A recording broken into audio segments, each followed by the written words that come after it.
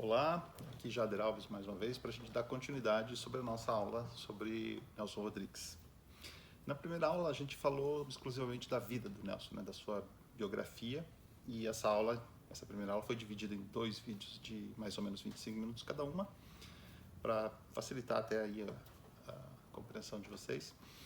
E hoje a gente vai falar da obra do Nelson, que, como eu disse nos dois primeiros vídeos, é uma obra absolutamente influenciada pelo seu histórico pessoal, pela sua trajetória de vida, pelas tragédias da sua família, que deram esse tom de uma família marcada pela tragédia mesmo, né?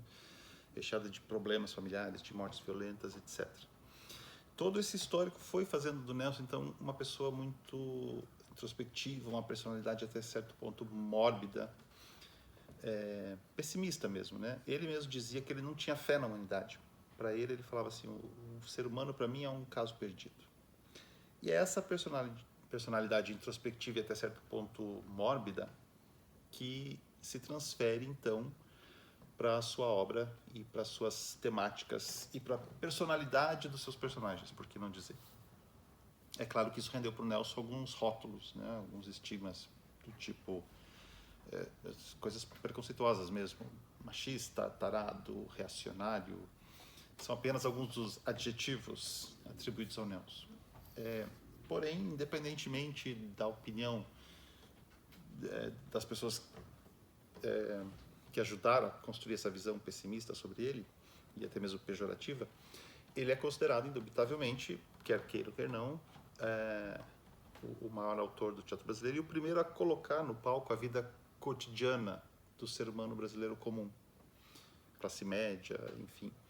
Personagens ambientados nos subúrbios cariocas, mas simbolizando, de certa forma, o cidadão brasileiro e o Brasil como um todo.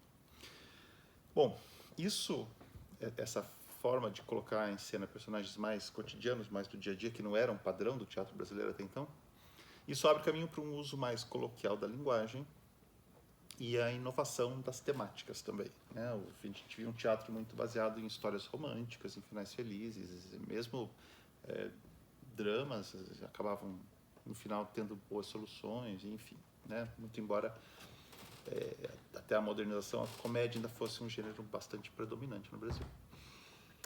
Bem, viajei aqui, mas enfim.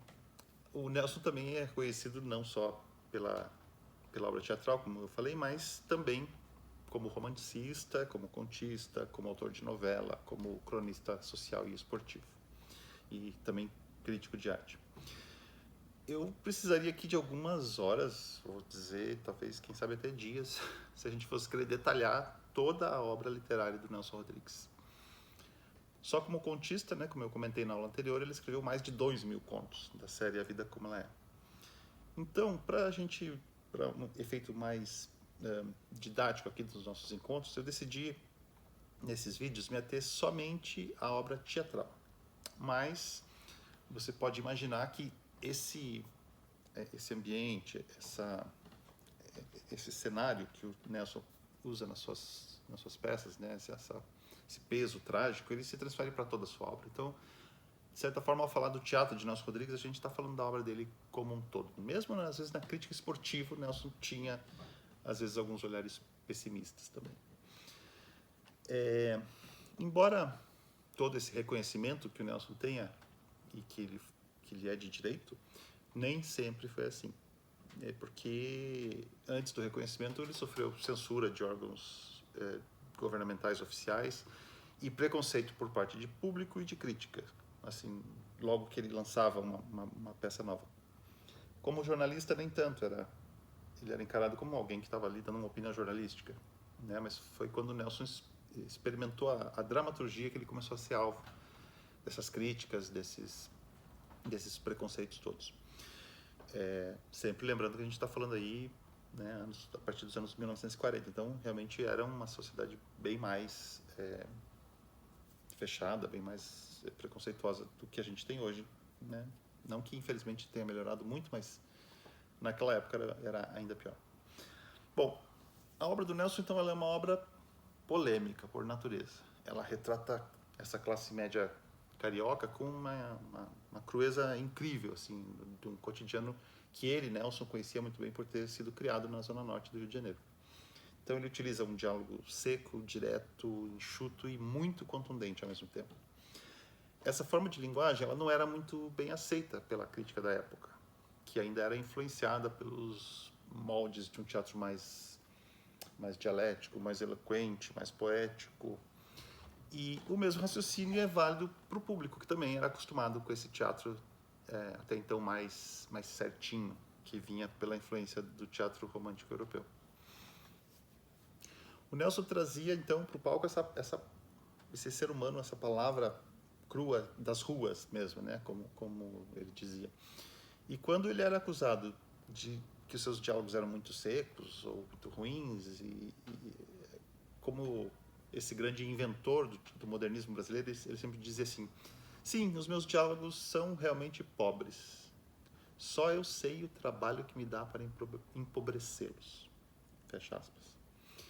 Ou seja, o que ele queria dizer com isso? Que ele escrevia mal de propósito? Não, né? É que queria dizer como é realmente difícil fazer com que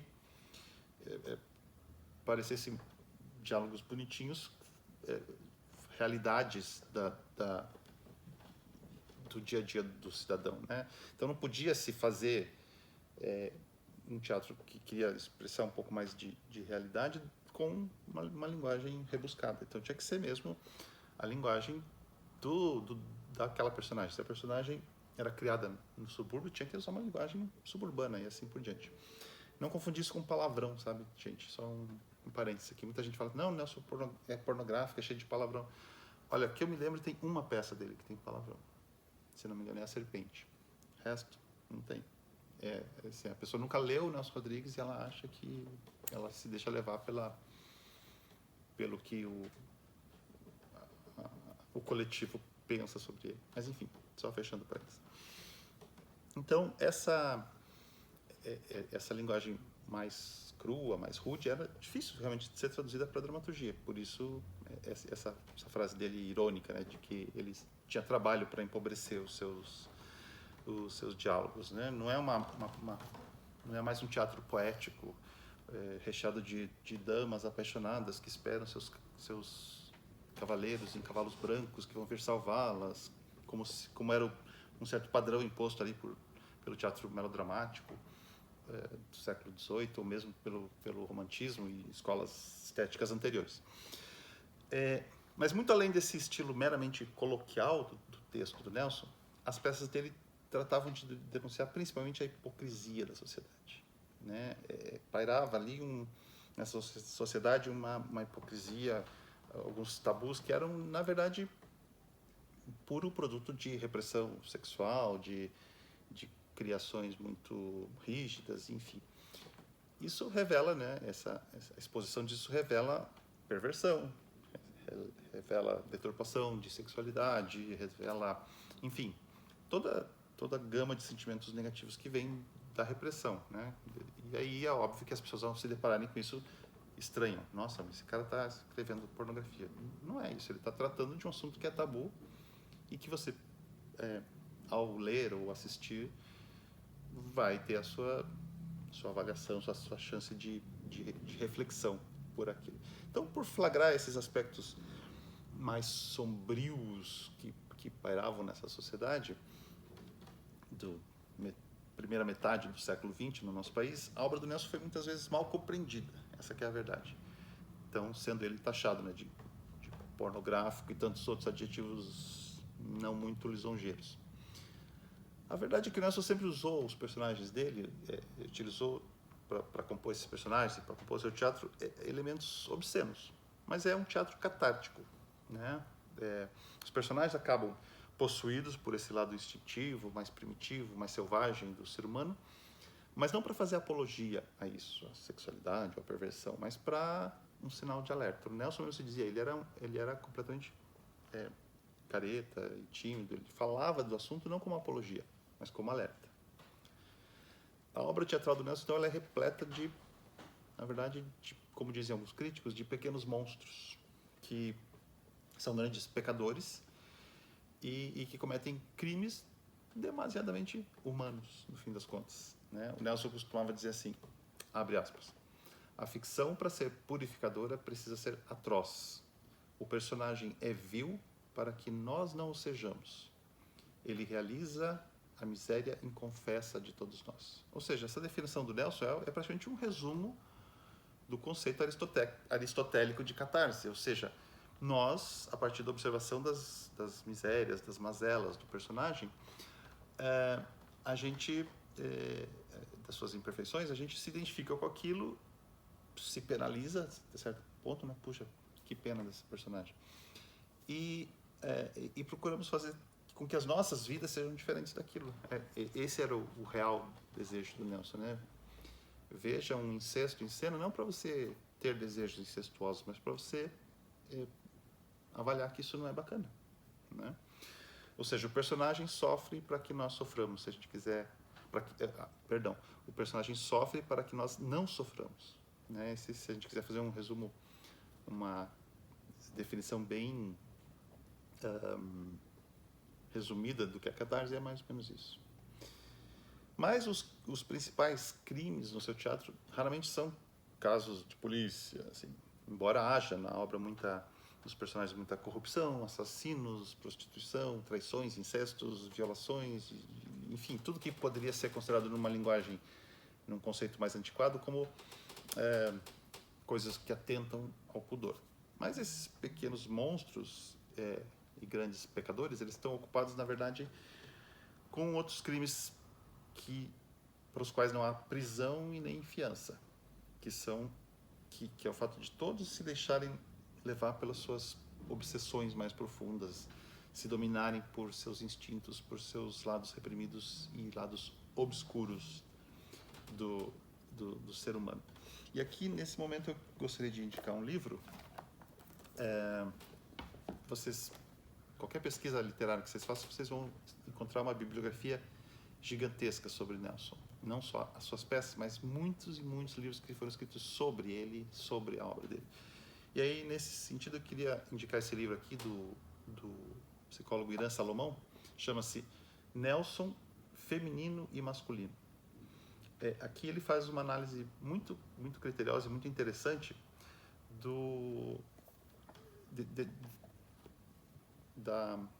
da personalidade desses personagens do Nelson, assim, não de nenhum específico, mas de grupos de personagens, que tipos de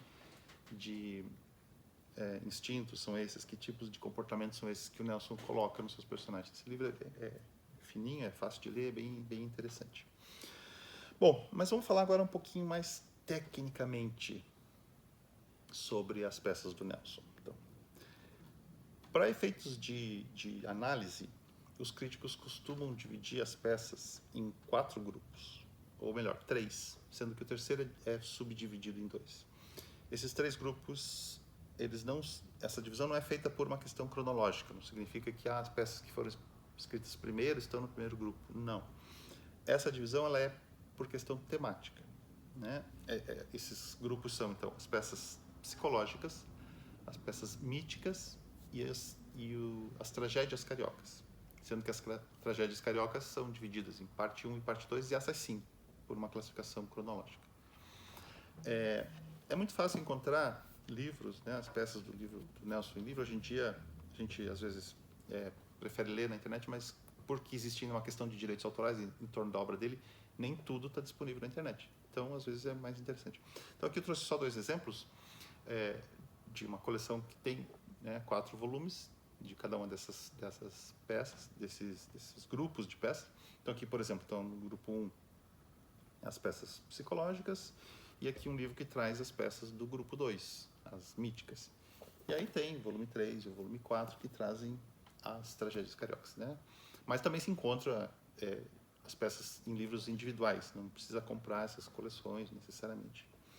Bem, as peças psicológicas, então, elas são A Mulher Sem Pecado, de 1942, Vestido de Noiva, 43, Valsa número 6, que é o único monólogo que o Nelson escreveu, e ele escreveu inicialmente para ser, só como curiosidade, escreveu para ser encenado pela primeira vez pela sua própria irmã.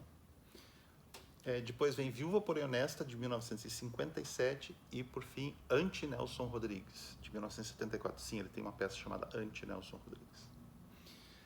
É uma espécie de autorredenção que ele faz, já é a sua penúltima peça. No grupo das peças míticas, nós vamos ter então Álbum de Família, de 1946, Anjo Negro, de 47, Senhora dos Afogados, de 47/48, e Doroteia, de 1949. E as tragédias cariocas, né, subdivididas, como eu disse, em duas partes. A parte 1 traz as tragédias A Falecida, de 53, Perdoa-me por Me Traíres, de 57, Os Sete Gatinhos, de 58, e Boca de Ouro, de 1959. As tragédias parte 2 são Beijo no Asfalto, de 60, Bonitinha Mas Ordinária, de 1962, Toda Nudez Será Castigada, de 1965, e A Serpente, de 1978. É a última peça que o Nelson escreve. E aí uma curiosidade também, com esse texto, A Serpente, foi feita a inauguração aqui do Teatro Lala. Foi a primeira peça encenada aqui. Bem, as peças psicológicas, então, são aquelas onde é preciso entender um pouco mais as razões mais inconscientes, mais subconscientes dos personagens. Existe nela um grande individualismo de cada personagem, aspectos egóicos muito profundos. Não são peças para se observar necessariamente um inconsciente coletivo, ali um sentimento de mal-estar ou bem-estar do grupo de personagens, mas individualmente. Cada personagem tem os seus objetivos muito claros. Trata-se, sim, de observar os sentimentos humanos mais íntimos e até mesmo mais mesquinhos, como egoísmo, indiferença, ciúmes, possessão, enfim. As peças míticas, por sua vez, são aquelas onde o Nelson revisita alguns mitos e tabus recorrentes da nossa civilização ao longo de milênios de história, para expor, através dessas verdadeiras metáforas teatrais, algumas mazelas reais da nossa sociedade, que nada tem de mítico, como preconceito, incesto, violações, racismo, enfim, uma infinidade de preconceitos e tabus e etc. E já nas tragédias cariocas, o Nelson ele abandona essas questões mais míticas e retorna um pouco para o espírito das peças psicológicas. Só que dessa vez em enredos, entre aspas, mais simples, mais cotidianos, mais centrados no dia a dia da família carioca, classe média. Lembrando só que quando eu falo família carioca, né, é uma questão só de ambientação. Como o Nelson Rodrigues ele morava no Rio de Janeiro, ele nunca foi um cara de viajar muito, de conhecer muito fora do Rio. Reza a lenda até que ele tinha medo de viajar e tal, medo de avião, essas coisas. Mas não significa que aquilo se passa ali, só pode se passar ali. Ele pega o subúrbio carioca como um exemplo, né, como uma extrapolação desse universo brasileiro, uma estratificação, né, na verdade, desse universo de classe média baixa brasileira, de homem comum. Não significa que as tragédias cariocas, então, sejam peças menos profundas que as dos dois primeiros grupos, né? Apenas elas fazem parte de uma realidade dramatúrgica mais palpável, é mais fácil você se identificar ali com os dramas daqueles personagens mais cotidianos. E também não significa que as peças dos outros dois grupos sejam inatingíveis, incompreensíveis para uma leitura. Elas não tem nada de irreal ou de surrealista, assim. Elas simplesmente são mais simbólicas, né? Mas tem muita realidade ali, sim. As peças do Nelson, elas sempre giravam em torno desses mesmos mitos, né? Assim, mesmo as não míticas têm uma coisa ali de determinados, não necessariamente mitos, mas tabus recorrentes, caracterizando nele, então, um estilo inconfundível, né? Assim, você sempre vai encontrar na obra de Nelson Rodrigues ou traições, ou incestos, ou perversões as mais variadas. Voltando a dizer que isso não é apologia, isso é alerta, né? Sob o ponto de vista do que o autor queria repassar. O caminho percorrido por essa dramaturgia do Nelson, ele assume então uma forma, né, meio espiralada, assim. Você vai percorrendo temas recorrentes com personagens diferentes. Por exemplo, vou citar só um exemplo para ficar bem claro aqui. A gente tem em Viúva, porém honesta, Os Sete Gatinhos e Bonitinha, mas Ordinária. São 3 peças, duas pertencentes ao ciclo das tragédias cariocas e uma pertencente ao ciclo das psicológicas, que é o Viúva, porém honesta. Nessas 3 peças, o que acontece? Tem um pai que tem uma filha, essa filha engravida e não se sabe direito quem é o pai desse bebê. Então, só que em cada peça esse assunto é tratado de uma maneira diferente, conforme a realidade, né, socioeconômico-cultural daquelas personagens, né? E isso é uma constante, você sempre vai ver uma certa repetição. Não significa que ele é um autor pobre em termos de temática, não. Ele busca mostrar que a gente tem questões na nossa vida que ela pode acontecer na vida de qualquer um. Bem, mas a gente vai dar uma pausinha agora para vocês refletirem um pouco sobre tudo que a gente disse e já volto no próximo vídeo com a sequência aí, o detalhamento um pouco maior dessa obra. Até já!